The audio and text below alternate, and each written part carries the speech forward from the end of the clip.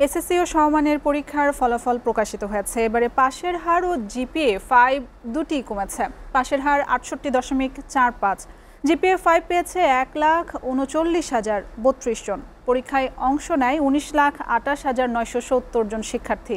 HM. মেহেদী হাসানের প্রতিবেদনে দেখুন বিস্তারিত। জিপিএ 5 পাওয়ার আনন্দে ক্যাম্পাসে এভাবেই উচ্ছ্বাসে মেতেছে রাজধানীর মতিঝিল আইডিয়াল স্কুলের শিক্ষার্থীরা। রেজাল্ট পাওয়ার পর মনে হচ্ছে গিয়ে ফ্যামিলি এক্সপেকটেশন ফুলফিল করতে পেরেছি। বাবা মার যে একটা আশা ছিল সেটা আমি ফুলফিল করতে পেরেছি। এখন হচ্ছে এইচএসসিতে ভালো করতে হবে, এইচএসসির জন্য একটা ভালো কলেজ নিতে হবে। সন্তানের গৌরবময় সাফল্যে গর্বিত মায়েরাও এসেছেন আনন্দে একাত্ম হতে। আশা করেন ভবিষ্যতেও মুখ উজ্জ্বল করবে তারা।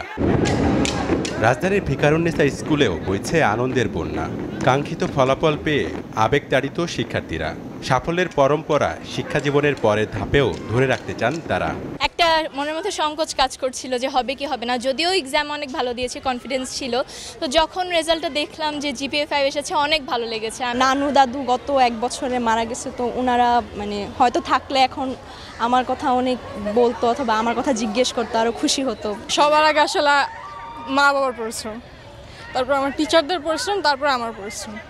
আর সবচেয়ে বড় হচ্ছে আল্লাহর রহমতটা না থাকলে কখনোই আসলে সম্ভব হতো না। কখনোই চাইনি যে একদম জিপিএ পেতেই হবে, কিন্তু আমার বাচ্চা যেন ভালো থাকে, সবগুলো বাচ্চা যেন আনন্দ নিয়ে ফিরে যেতে পারে, এটাই চেয়েছি আল্লাহর কাছে। বাচ্চা যেটা পছন্দ করবে সেই লাইনে যদি সে যায়, আমার ধারণা সে ভালো করবে। আমি কিছু চাপিয়ে দিব না।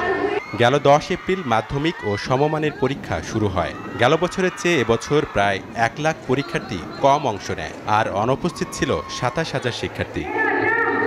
এইচ.এম. মেহেদী হাসান, এসএ টিভি, ঢাকা।